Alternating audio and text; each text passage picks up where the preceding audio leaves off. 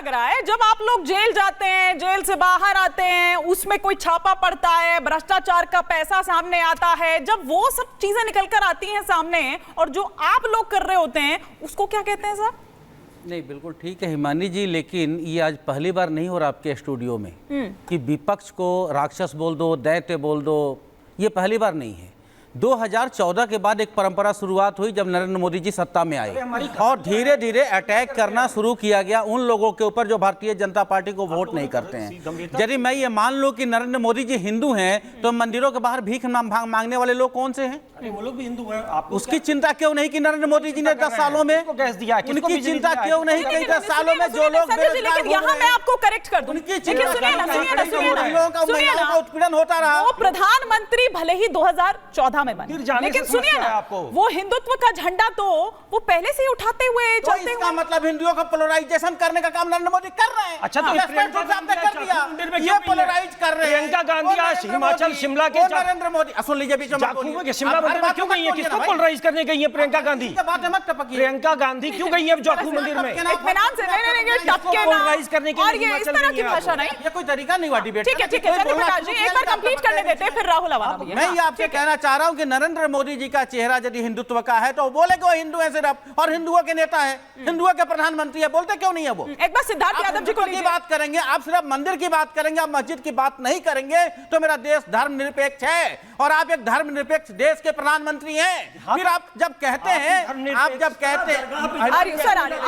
एक बार कंप्लीट कर ले, फिर सिद्धार्थ यादव जी से मैं ये कह रहा हूं जब प्रधानमंत्री जी आज शाम को कहते हैं कि यदि मैं हिंदू और मुसलमान करूं तो मैं सार्वजनिक जीवन में रखने और दूसरी फिर क्या बीमारी आपको कोई? अरे नहीं, इस तरह से नहीं, इस तरह से नहीं, एक-एक कर इत्मीनान से। आपको कोई बीमारी है बोलने की? प्रधानमंत्री को लेकर गलत बयानी मत करिए। रख रहा हूं, बोलिए बात गलत है वो विवेकानंद राव को वो बात में हिंदू मुसलमान नहीं कर रहे हैं। कहा है आप बोलने क्यों नहीं रहे? हिंदू आस्थावान एक-एक कर मैं ये कह रहा हूं कि आप शाम को कहते हैं कुछ और, सुबह में आप भाषण देते हैं तो ज्यादा बच्चों वालों को आप याद कर लेते हैं।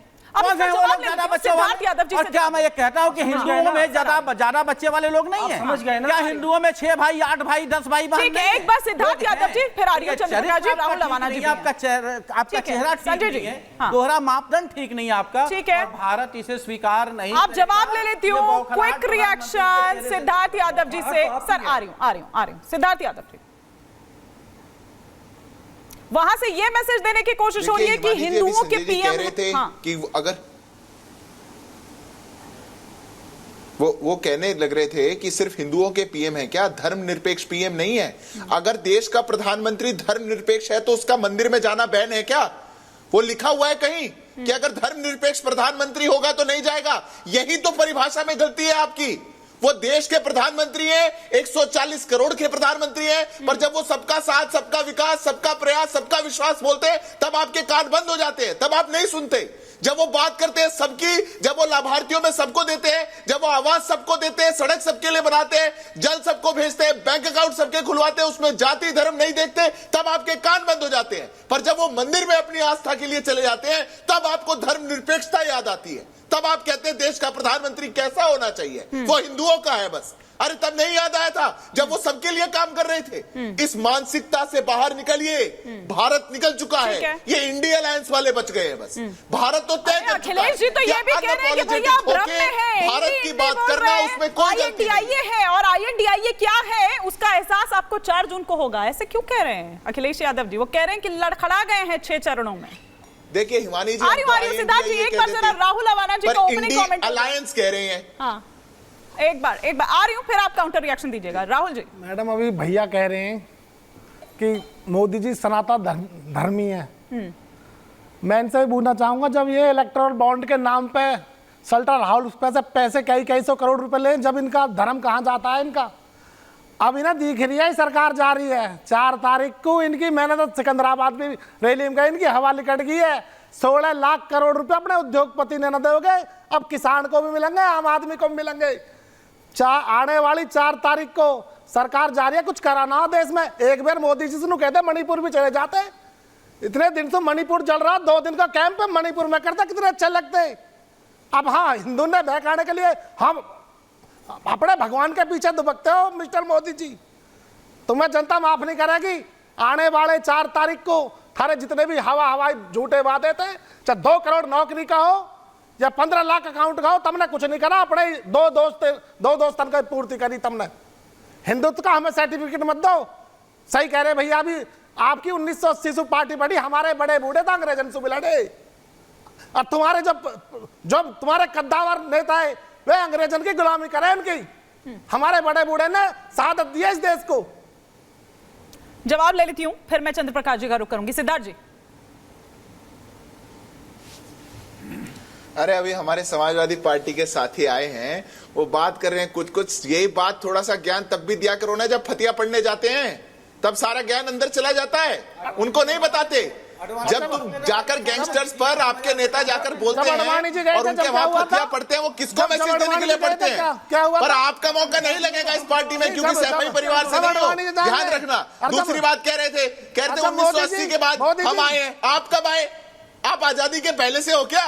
अरे आपका ना आगा ना पीछा ना इस देश में कोई अस्तित्व। तो हम 1980 से आए, आप अंग्रेजन से लड़ रहे थे, अखिलेश भैया अंग्रेजन से लड़ रहे थे, कमाल बात कर रहे हैं। हमारे लोहिया जी भी आजादी की लड़ाई लड़े हमारे। अरे कांग्रेस तो है ही अंग्रेज, गठबंधन किससे है? कांग्रेस तो है ही अंग्रेज, अंग्रेजन से गठबंधन करके और बात कर रहे हैं अंग्रेजन की। कमाल बात कर रहे हैं भैया। हमने इस अंग्रेजन वाली बात से बाहर निकलो। आपके नेता ने भी बोल दिया था कि चिरकुट है, थोड़ा सा बाहर निकलो। 1857 की क्रांति करी हमने, ठीक है। 1857 क्रांति के नायक हम। हमने उनसे पेंशन ली। किसने? अखिलेश भैया ने। किसने करी क्रांति? हमने 1857 की क्रांति मेरठ से करी हमने।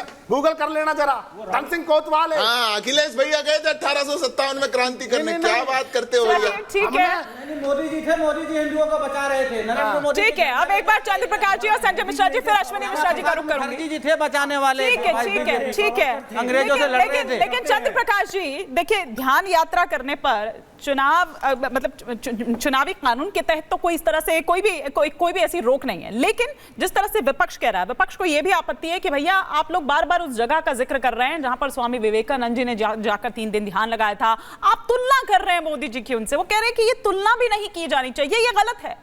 नहीं, किससे तुलना कर रहे हैं? समझा नहीं मैं आपका प्रश्न। स्वामी विवेकानंद जी की तुलना मोदी। स्वामी विवेकानंद से तुलना मैं क्यों नहीं कराऊंगा? मुझे भी करवानी चाहिए। आप लोगों में भी अगर थोड़ी भारतीयता बची हो तो स्वामी विवेकानंद से कुछ सीखिए। स्वामी विवेकानंद से इस भारत के हर नागरिक को सीखना चाहिए। अगर मैं उनसे तुलना करता हूं कि मैं स्वामी विवेकानंद जैसा बनना चाहता हूं तो ये मेरी अच्छी बात है। आपने नहीं सीखा।